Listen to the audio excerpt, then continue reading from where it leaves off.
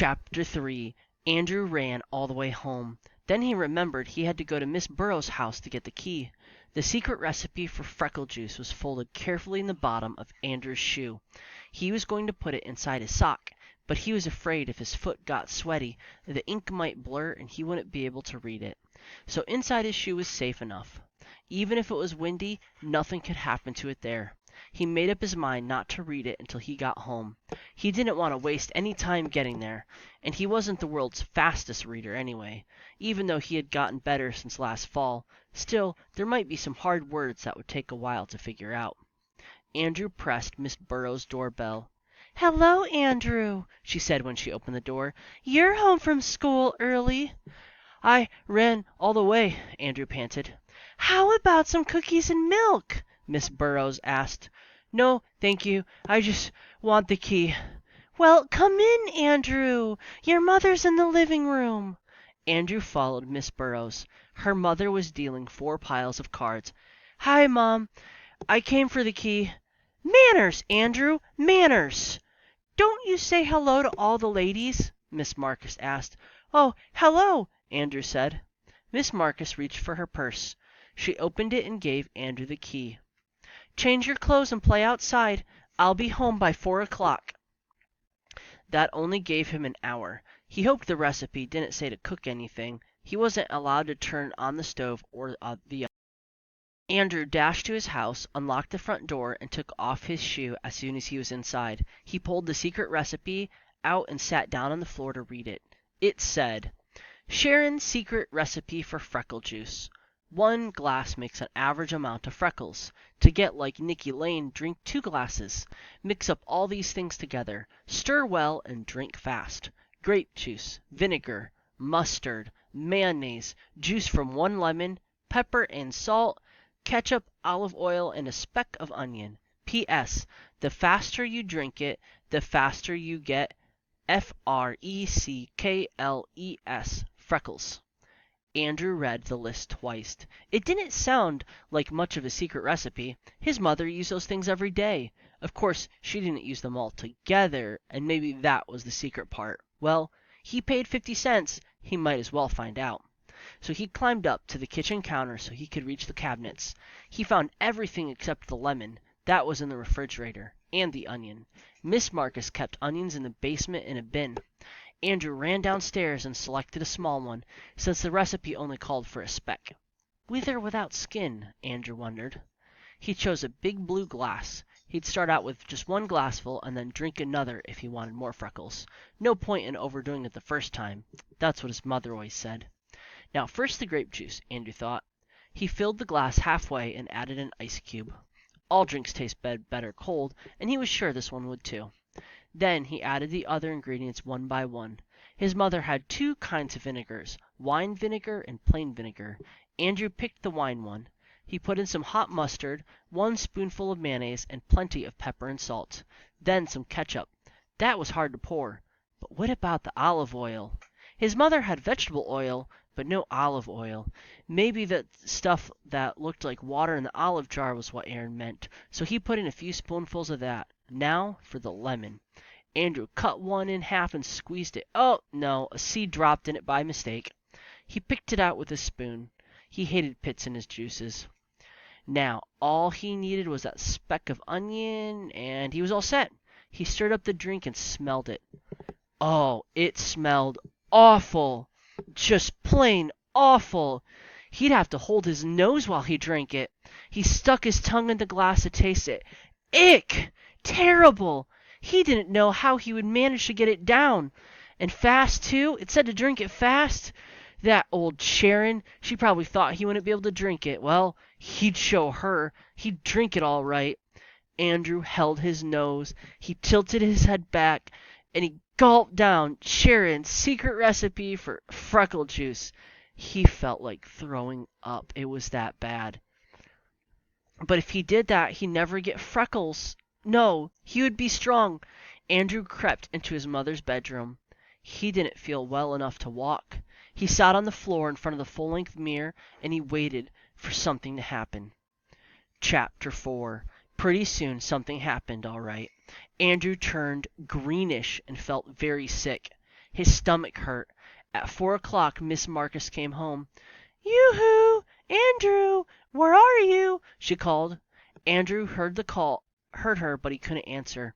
He was too weak. He made a small noise. "Andrew Marcus, is that you?" His mother stood in the doorway of her bedroom. "What are you doing in here? I told you to play outside. And why didn't you change your clothes? Didn't I say to change your clothes?" Andrew made another noise. Miss Marcus looked at his face. "Andrew, you're green! Absolutely green! Are you sick?" Andrew nodded. He was afraid if he opened his mouth he'd lose the freckle juice. "What hurts?" Miss Marcus asked, feeling his forehead. Andrew moaned and held his stomach. "Oh my! Appendicitis! You must have appendicitis! I'm going to call the doctor. No, I'd better just drive straight to the hospital. No, I'll call the ambulance." Andrew shook his head, but his mother didn't notice. She said, "Don't move. I'm going to the kitchen to phone. I'll be right back." Andrew rolled around, moaning. Miss Marcus came to her bedroom in a hurry. "Andrew Marcus, I've just seen the mess in the kitchen. Did you or did you not make something and eat it?" Oh, he had forgotten to clean up. Now she knew. Well, he didn't care. His stomach was killing you. "Well, young man, I'm surprised at you. Surprised! Miss Burrow offers you milk and cookies and you refused. Then you came home and made yourself and I don't know what and scared me half to death thinking you had appendicitis. I always thought you were more sensible, Andrew, and I can't believe it." Andrew closed his eyes. "Now, young man, you are going to bed." Andrew thought that was the best idea he'd heard in a long time. Miss Marcus gave him 2 spoonfuls of pink stuff that tasted like peppermint, and then she tucked him into bed. Maybe the freckles would come out while he was sleeping.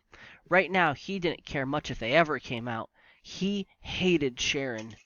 She'd done it on purpose, just to get his 50 cents. He'd show her. She'd be sorry someday. He drifted off to sleep. He had terrible dreams. A big green monster that made him drink 2 quarts of freckle juice 3 times a day.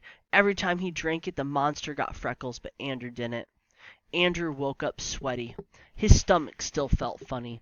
His mother gave him 2 more spoonfuls of that pink stuff, and he fell asleep again. The next day, Andrew stayed home from school. He only looked in the mirror once. No freckles. He wasn't surprised. At noon, he drank some hot tea. He wasn't ever going back to school. Sharon wasn't going to see him without freckles. She thought she was so great. Well, she wasn't going to get the chance to laugh at him. No, sir. But to the following day his mother woke him up and sang, "Time for school! Rise and shine! Don't forget to wash your neck and behind your ears!" And she pulled the covers off him.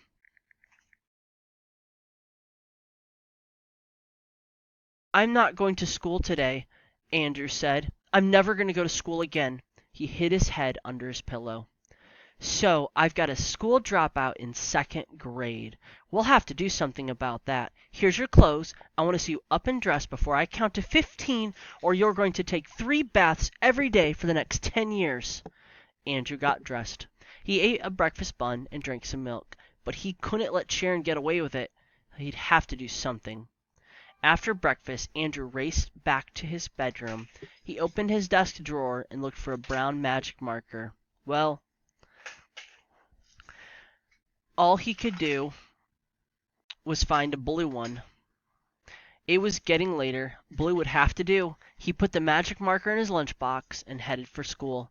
He stopped 2 blocks before he got there. He studied his reflection in a car window. Then he took out the magic marker and decorated his whole face and neck with blue dots. Maybe they didn't look like Nicky Lane's freckles, but they sure looked like something. Andrew waited until the 2nd bell rang. Then he hurried to his class and sat down. He took out a book and tried to read it. He had heard a lot of whispering, but he didn't look up. Miss Kelly snapped her fingers. "Let's settle down, children. Stop chattering." Everybody giggled. "What's so funny? Just what is so funny? Lisa, can you tell me the joke?" Lisa stood up.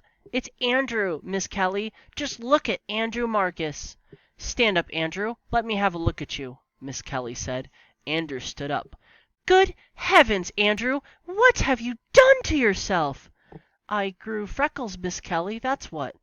Andrew knew his blue dots looked silly, but he didn't care. He turned towards Sharon and stuck out his tongue. Sharon made a frog face at him. Miss Kelly took a deep breath. I see, she said. You may sit down now. Andrew, let's get on with our morning work. At recess, Nicky Lane turned around and said, Who ever heard of blue freckles? Andrew didn't answer him. He sat in class all day with his blue freckles. A couple of times Miss Kelly looked at him kind of funny, but she didn't say anything. Then at 2 o'clock she called him to her desk. Andrew, Miss Kelly said, how would you like to use my secret formula for removing freckles? Her voice was low, but not so low that the class couldn't hear. For free? Andrew asked. Oh, yes, Miss Kelly said. For free. Andrew scratched his head and thought it over. Miss Kelly took a small package out of her desk. She handed it to Andrew. Now don't open this until you get to the boys' room. Remember, it's a secret formula, okay? Okay, Andrew said. He wanted to run to the boys' room, but he knew the rules. No running in the halls. So he walked as fast as he could. He couldn't wait to see what was in the package. Could there really be such a thing as freckle remover? As soon as he was inside the boys' room, he unwrapped the package and there was a note. Andrew read it. It said, Turn on the water. Wet magic freckle remover and rub it into face. Rinse. If magic freckle remover does not work the first time, try again. 3 times should do the job. Miss Kelly. Ha! Miss Kelly knew. She knew all the time. She knew his freckles weren't really freckles, but she didn't tell. Andrew followed Miss Kelly's directions. The magic freckle remover smelled like lemons. Andrew had to use it 4 times to get his freckles off. Then he wrapped it up and walked back to his classroom. Miss Kelly smiled. Well, Andrew, I see it worked. Yes, Miss Kelly, it sure did. You look fine now, Andrew. You know, I think you're a very handsome boy without freckles. You do? Yes, I do. Miss Kelly! Miss Kelly! Nicky Lane called out, raising his hand and waving it around. What is it, Nicky? Miss Kelly asked. Could I use your magic freckle remover? Could I, Miss Kelly? I hate my freckles. I hate every single one of them. Andrew couldn't believe it. How could Nicky hate his freckles? They were so neat. Nicky, Miss Kelly said, Andrew didn't look good with freckles, but you look wonderful. I'd hate to see you without them.